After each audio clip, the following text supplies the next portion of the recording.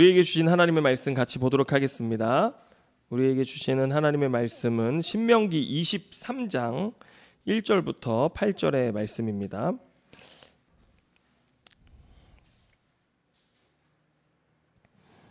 신명기 23장 1절부터 8절의 말씀 우리 같이 보도록 하겠습니다. 우리 한 절씩 교독하도록 하겠습니다.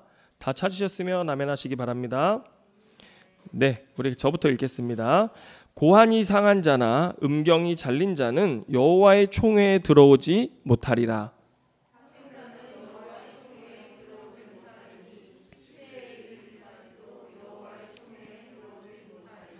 암몬 사람과 모압 사람은 여호와의 총회에 들어오지 못하리니 그들에게 속한 자는 10대뿐 아니라 영원히 여호와의 총회에 들어오지 못하리라.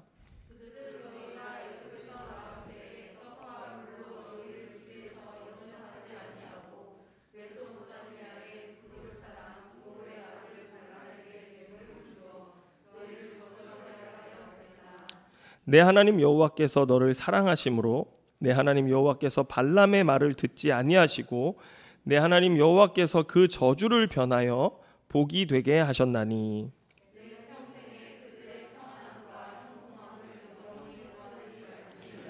너는 에돔 사람을 미워하지 말라. 그는 내 형제임이니라. 애굽 사람을 미워하지 말라. 내가 그의 땅에서 객이 되었음이니라. 같이 읽습니다. 그들의 3대 후 자손은 여호와의 총회에 들어올 수 있느니라. 아멘. 네, 오늘 이 말씀을 가지고 하나님 나라 청사진 21번째 말씀을 우리 같이 나누도록 하겠습니다. 위층 잘 들리시나요? 그래서 그럼 TV 볼륨을 조금 더 올려주시면 네, 감사하겠습니다. 네, 자, 오늘 우리가 읽은 본문은 그 여호와의 총회에 들어올 수 없는 자들에 대한 규례를 담고 있습니다. 자, 그렇다면 여러분 여호와의 총회에 들어올 수 있다. 다시 말해서 이 여호와의 총회란 어떤 사람들의 모임을 규정하는 것이겠습니까? 자, 표면적으로는 이스라엘 백성들을 말하는 것이기도 하지만 여러분 본질적으로 이 여호와의 총회에 속해 있다라고 하는 것은요, 시내 산에서 하나님과 맺은 언약을 지키기로 결단한 언약 공동체를 말하는 것이었습니다. 따라서 이 언약 공동체의 일원이 되는 것은 반드시 이스라엘의 혈통으로 낳은 사람만 되는 것이 아니라 여러분 이 공동체 안에 들어오는 것은 믿음으로 가능한 것임을 오늘 성경은 우리에게 가르쳐주고 있는 것입니다. 다시 말해서 하나님을 왕이요 주님으로 고백하고 그분의 백성으로 살고자 하는 믿음이 있는 자라면 이방인일지라도 일정한 시간을 거쳐 가능했다고 하는 것입니다. 여러분 참 우리가 성경을 읽으면서 하나님 나라의 시민권을 얻는데 믿음으로 얻을 수 있다는 것, 여러분 참 대단하지 않습니까? 우리가 미국 시민권, 호주 시민권을 얻으려고 하는 열심히 노력하는 사람들이 있잖아요. 그런데 돈이 있어야 되거든요. 그렇지만 하나님 나라는 돈이 없어도 뭐만 있으면 시민권을 얻을 수 있습니까? 믿음으로 얻을 수 있다는 것. 어떻게 놀라는 사람이 하나 없어요. 미국 시민권을 믿음으로 얻는다면 막 박수를 쳤을 텐데 여러분 하나님 나라 시민권은요 믿음으로 얻을 수 있는 것입니다. 아멘입니까? 네. 참. 여러분 우리가 구약 성경을 접할 때마다 우리가 꼭 깨달아야 하는 건 뭐냐면 구약이 은혜의 기초에 있다라는 사실을 깨달아야 합니다. 여러분 보통 이렇게 생각하거든요. 구약 성경은 율법이고 율법은 우리를 죄로 죽이는 것이다 이렇게 생각하는데요. 여러분 그렇지 않습니다. 오늘 여호와의 총회의 일원이 되는 그것만 봐도요. 율법 밖에 있는 사람들에 대해서 정죄하고 벽을 세우고 차단하려는 것이 아니라 하나님의 언약 백성이 되고자 하는 이방인이라면 누구든지 믿음으로 하나님의 언약 백성 되기를 선택할 수 있음을 오늘 보여주고 있습니다. 여러분 성경에 그 예가 있습니다. 무엇입니까? 기생 라합이 있잖아요. 이스라엘 백성을 출애굽시킨 하나님에 대한 소문을 들은 그녀가 하나님의 백성들이 12 정탐꾼들이 이제 가나안 땅을 여리고성을 정탐하러 와서 보는데 그들이 이제 여리고 왕에게 알려져서 위기에 처하자 그들을 어디에 숨겨줘요? 자기 집에다 숨겨줍니다. 그리고 나서 그들에게 뭐라고 고백하냐면 하나님이 이 땅을 심판하실 때에 나와 우리 가족을 구원해달라. 하나님이 반드시 이 땅을 취하실 것을 내가 믿으니 해달라고 했을 때 뭘 줘요? 붉은 줄을 줘서 증표를 삼고 나중에 여리고성이 함락될 때 그 줄을 창문에 매달아 둡니다. 그래서 그들의 가족이 구원을 얻게 되어지는데, 여러분 우리가 마태복음 1장으로 가보면 예수님의 족보가 나오거든요. 예수님의 족보에 누구의 이름이 올라가 있습니까? 기생 라합의 이름이 올라가 있습니다. 예, 기생 라합이 살몬이라고 하는 사람과 결혼해서 유다 지파의 일원이 되고, 여러분 더 놀라운 건 뭔지 아십니까? 이 살몬과 라합의 사이에서 태어난 사람이 그 유명한 보아스입니다. 보아스 안 보아스 뭐 이런 거 아니고요. 보아스. 네, 그런데 이 보아스가 또 누구랑 결혼해요? 모압 여인 룻과 결혼해서요. 여러분 누굴 낳는 줄 아십니까? 오벳을 낳아요. 근데 오벳이 누군지 아십니까? 다윗 왕의 할아버지입니다. 그리고 그 다윗 왕의 후손에서 누가 나오는 겁니까? 예수 그리스도가 탄생하시는 거룩한 계보가 되는 것입니다. 여러분 성경은요, 율법으로 정죄하고 벽을 세우는 것이 아니라 도리어 하나님의 목적은 어디에 있습니까? 율법의 목적은 어디 있어요? 모든 이방을 구원하고 그 다음에 온 열방이 하나님의 나라가 되게 하는데 그 목적이 있다는 사실을 성경은 보여주고 있어요. 그래서 신약 성경뿐만 아니라 구약 성경도요, 모든 말씀이 은혜의 기초에 있다는 사실을 여러분 믿으시기를 바랍니다. 총회에 들어오기 원하는 자들이 믿고 따르기로 결단해야 했던 그 시내산의 언약 자체가 은혜로 된 거잖아요. 하나님이 은혜로 이집트에서 구원해 주셔서 그들을 하나님의 그 인장반지와 같은 백성으로 삼으시고, 너희들이 이 은혜로 구원을 얻고 나의 백성으로 앞으로 영원히 그 은혜를 누리며 살아가게 될 텐데, 그러기 위해서는 이 율법을 지키라 라고 우리에게 선물로 주신 것이 율법입니다. 그래서 이제 누구나 그 언약 백성들의 삶을 보고 나도 그 하나님을 믿길 원한다라고 하는 자들은요, 동일하게 그 언약을 고백하고 하나님의 은혜를 고백할 때 여호와의 총회에 들어갈 수 있었다라고 하는 것입니다. 자, 그런데 오늘 본문에는요, 그 총회에 들어갈 수 없는 자들에 대한 규례를 담고 있습니다. 여러분 도대체 무엇 때문에 이 은혜의 자리에 나아갈 수 없었던 것일까? 여러분 1절을 보면 첫 번째 대상이 등장합니다. 한번 같이 읽어볼까요? 시작. 고환이 상한 자나 음경이 잘린 자는 여호와의 총회에 들어오지 못하리라. 여러분 제가 참 이런 생각 해봤는데요, 성경에서 이 구절 오늘 처음 읽으신 분들 몇 명 되실 것 같아요. 제가 볼 때는 이 구절로 설교하는 목사도 거의 없습니다. 여러분 아무튼 우리는 성경을 샅샅이 설교할 테니까요, 하여튼 잘 따라오시기를 바랍니다. 자, 당시에 고환이 상하고 음경이 잘린 자 누구였을까요? 학자들은 이것이 이방 종교 행위 중 하나로 의도적으로 자신의 고환이나 음경을 상하게 하는 자들이 있었다라고 말씀합니다. 우리가 신명기 14장 1절 말씀을 보면요, 그들이 총회에 들어갈 수 없는 이유가 있어요. 14장 1절에 이렇게 말합니다.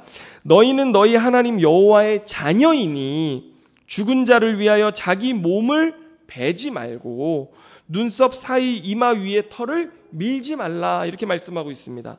당시 바알 종교에서는 사람이 죽잖아요. 그러면 애통하고 애도하는 반응으로 자신을 자해하는 종교의식을 가지고 있었다라고 하는 것입니다.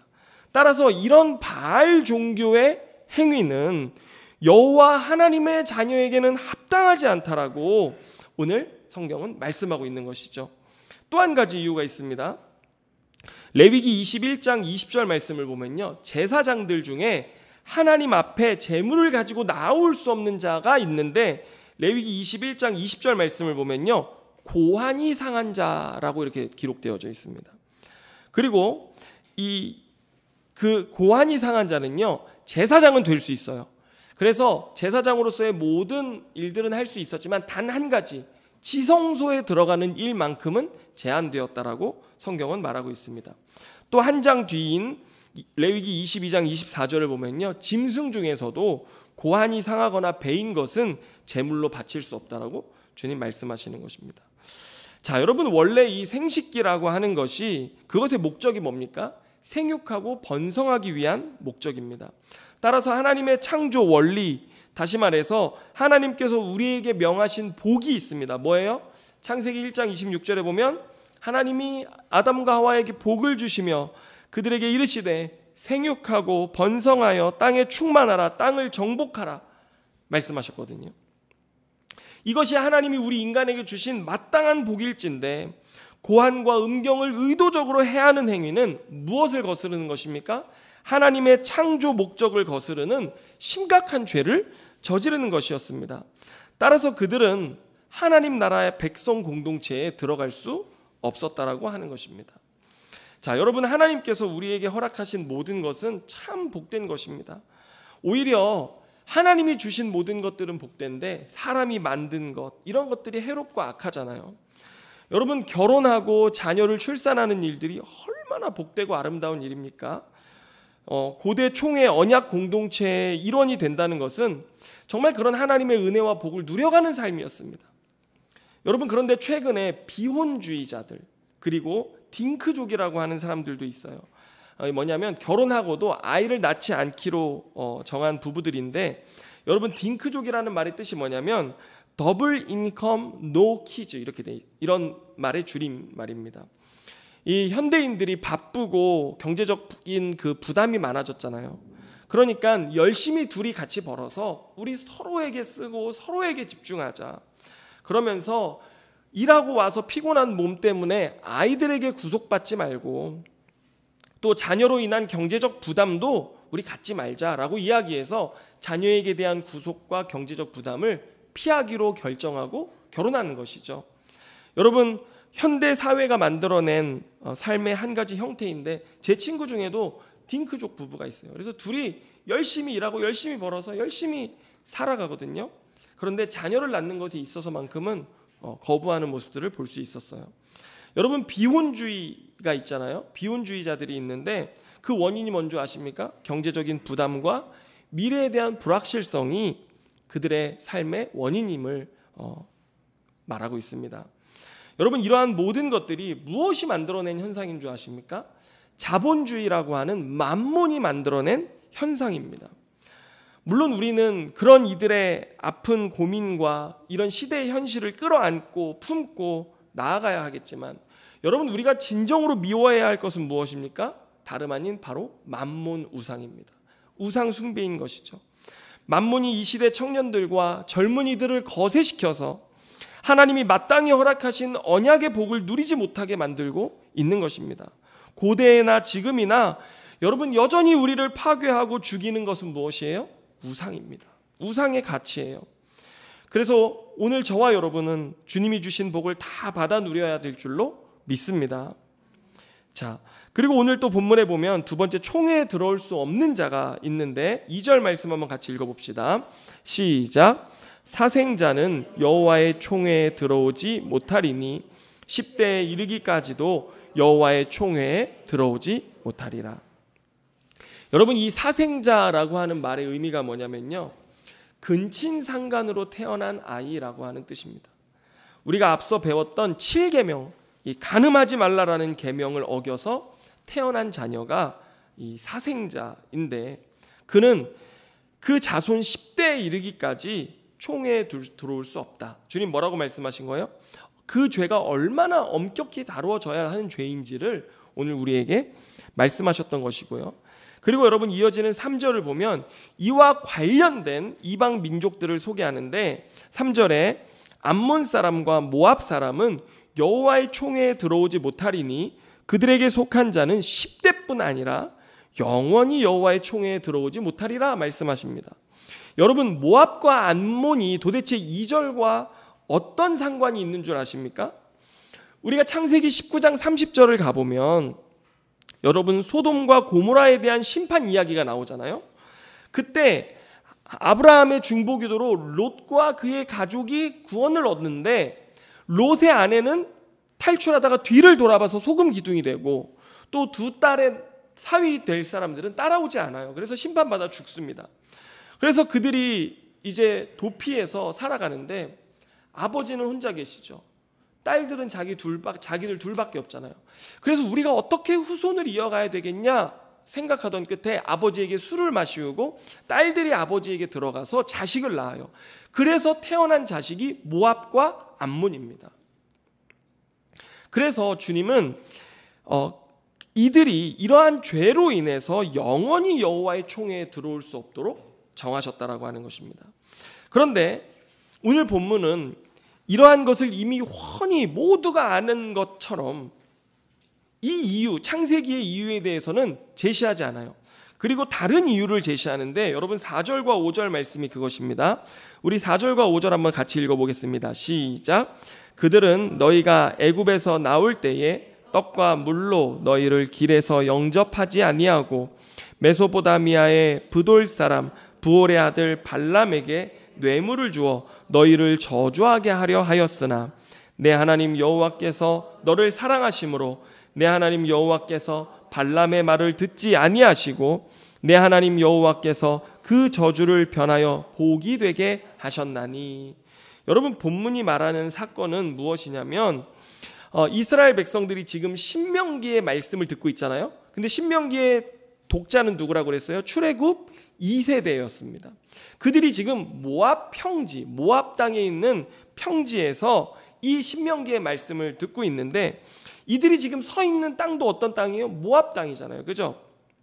그런데 그들이 이 지금 모압 평지까지 오기 위해서는요. 이 요단강 동편에 암몬과 모압 족속의 땅을 지나서 왔어야 했습니다. 자, 그런데 이 암몬 족속은 신명기 2장 26절 이하를 보면 이스라엘 백성들이 이제 그 땅을 지나갈 때 그 왕에게 요청합니다. 우리가 광야에서 너무 지쳤다. 그래서 돈을 줄 테니 양식과 물을 주어 우리를 좀 먹게 해주고 우리는 그냥 큰 대로로 지나가기만 하겠다. 그러니 위협을 느끼지 않아도 된다. 우리는 통과만 하겠다. 그래서 양식과 물만 좀 우리가 먹을 수 있도록 해달라 이야기하는데 그 왕은요 이 부탁을 거절해 버립니다. 그리고 오히려 전쟁을 일으켜서 지금 광야길에 지친 백성들을 공격하는 것입니다. 그런데 여호와 하나님께서 그들의 그런 삶의 모습을 보시고 이스라엘 백성들에게 넘기십니다. 그래서 그 땅을 정복하고 이스라엘 백성들이 차지하게 하셨는데요. 또 모압 족속은요.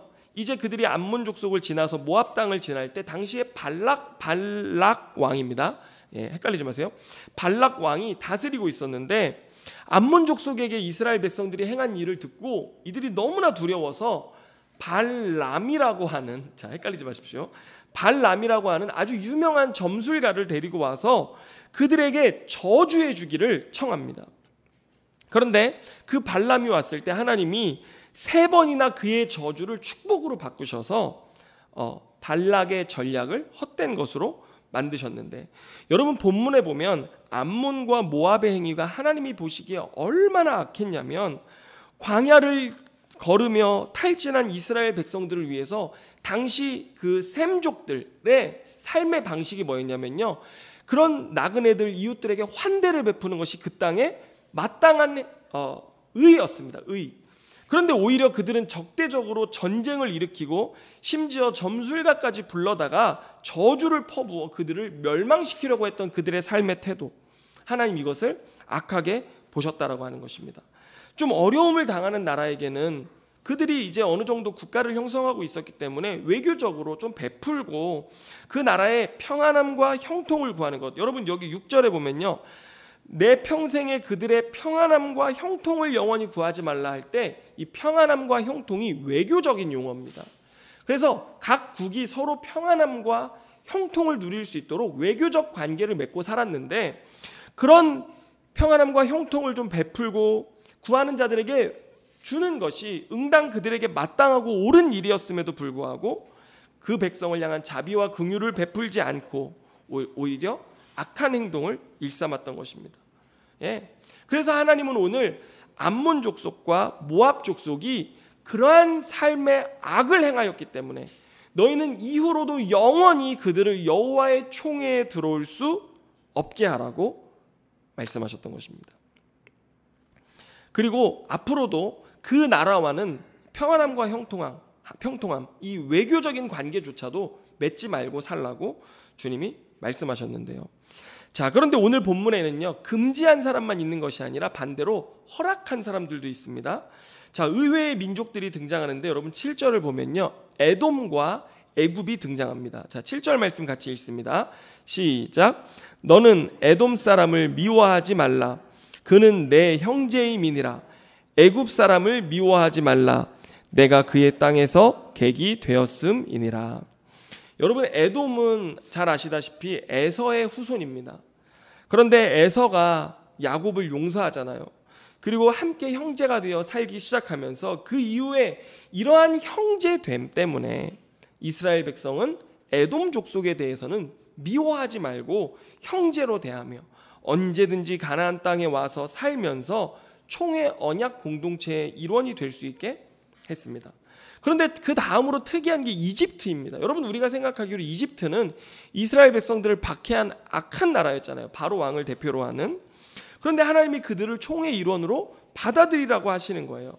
학자들은 생각하기로 오늘 본문의 이유 때문에 아마도 요셉 때부터 그 다음에 이제 출애굽할 때 그 바로 왕 이전까지의 이스라엘 백성들이 그 고센 땅에 머물 수 있도록 했던 그 왕조들의 은혜 때문에 이렇게 하신 것이다 라고 말하는데요.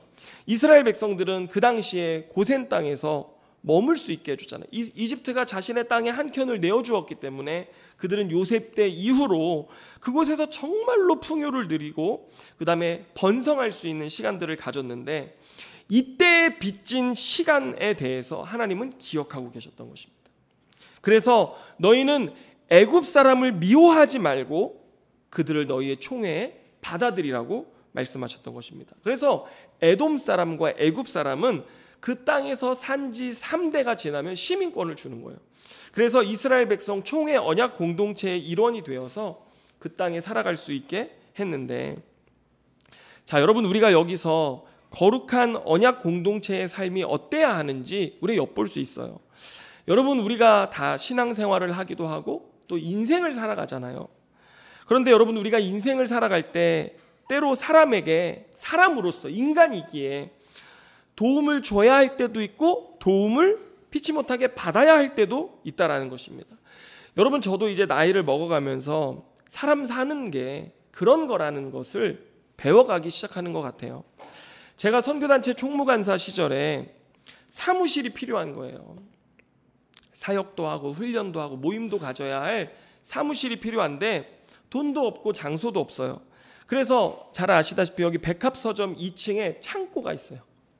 그래서 창고 공간이 있는데 장로님께 부탁을 드렸더니 무상으로 2년이 넘는 시간을 사무실로 쓰도록 해주셨고, 그 다음에 서점에 있는 인터넷도 쓰고 복사기도 큰 걸 주셨어요, 하나.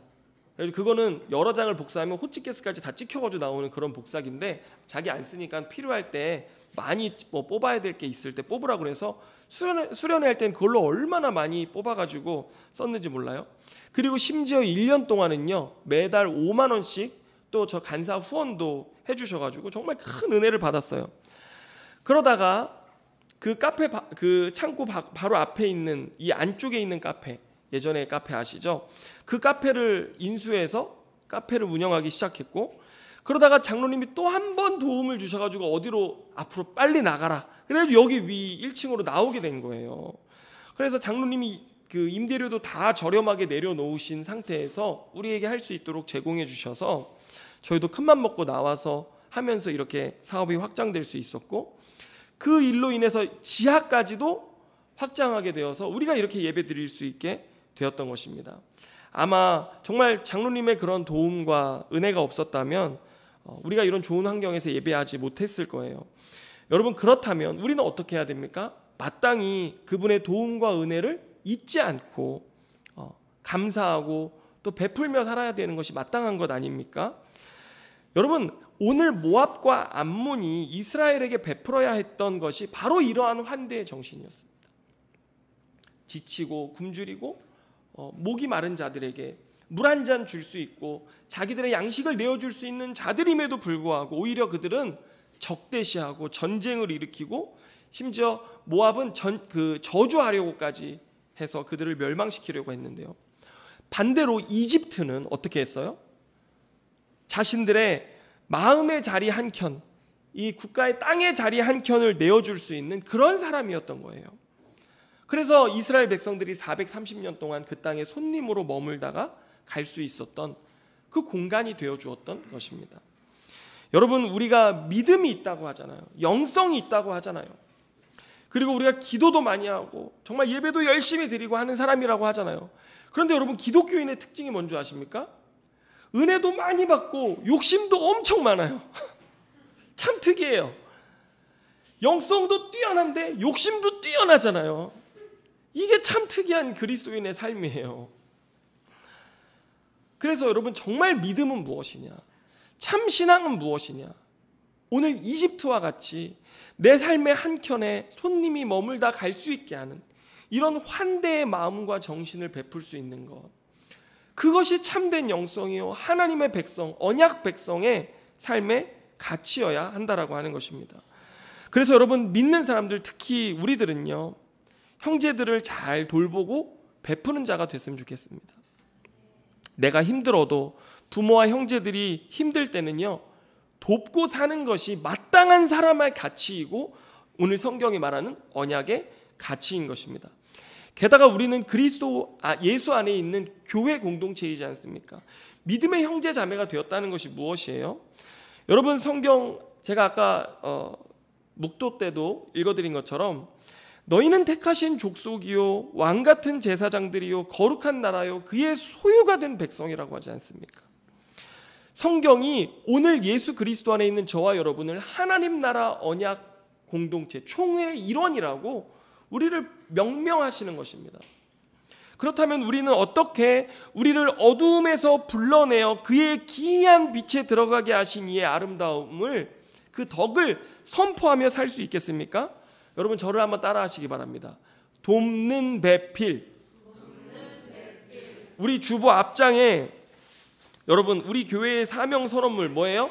돕는 배필 교회가 되는 게 우리 찾아가는 교회의 사명 선언문입니다. 예. 누군가의 인생에 돕는 배필 되어주는 삶. 제가 지금 생각해도요, 이거는 하나님이 계시를 해주셨는지 어쩜 이렇게 성경적으로 이 문구를 또 사명을 잘 뽑았는지 너무나 성경적이에요. 여러분, 성경대로 우리는 이 땅에서뿐만 아니라 영원토록 돕는 배필로 살 거거든요. 그러니 오늘 우리 자신의 개인의 이기심과 탐욕을 좀 내려놓고 교회 성도들로서 서로 우리는 좋은 이웃, 좀 좋은 사람 되어서 내 것을 나누고 베풀며 우리가 이 땅을 살아갈 때 조금 더 따뜻한 곳으로 우리 교회를 만들어갈 수 있는 성도님들 되시기를 축원합니다. 여러분, 이것이 참된 영성이에요. 그리고 죽은 믿음이 아니라 산 믿음이 무엇이냐? 이렇게 사는 것이 산 믿음입니다. 이것이 하나님 나라의 청사진을 소유한 사람들의 삶의 모습임을 여러분 깨달으시고 함께 그렇게 살아가는 우리 찾아가는 교회 성도들 다 되시기를 주님의 이름으로 축원합니다. 기도하겠습니다. 주님, 감사합니다. 이 땅에 인간의 몸을 입고 오셔서 십자가에서 우리를 위해 물과 피를 쏟으시기까지 자신의 몸을 찢어 내어주시면서 왕이 되셔서 너희도 이렇게 자기 십자가를 지고 나를 따르라 말씀하신 우리의 왕 되신 예수 그리스도의 통치가 우리 안에 있음을 고백합니다. 주님, 십자가로 모든 율법을 허무시고 유대인이나 헬라인이나 이방인이나 다 그리스도 예수 안에서 종이나 자유자나 모두가 하나가 되게 하셨는데, 주여, 오늘 우리의 삶에 주님이 우리에게 가르치신 그 거룩한 삶의 규례를 따르고 또 우리의 삶에 주님이 말씀하신 돕는 배필되는 삶으로 이 땅에 하나님 나라를 이루어가는 주의 백성들, 그 언약의 빛이 비추어서 수많은 사람들이 나도 그 언약의 주인 되신 하나님을 믿고 살기를 원합니다라고 고백하는 그 일들이 우리의 교회를 통해 일어나게 하여 주옵소서.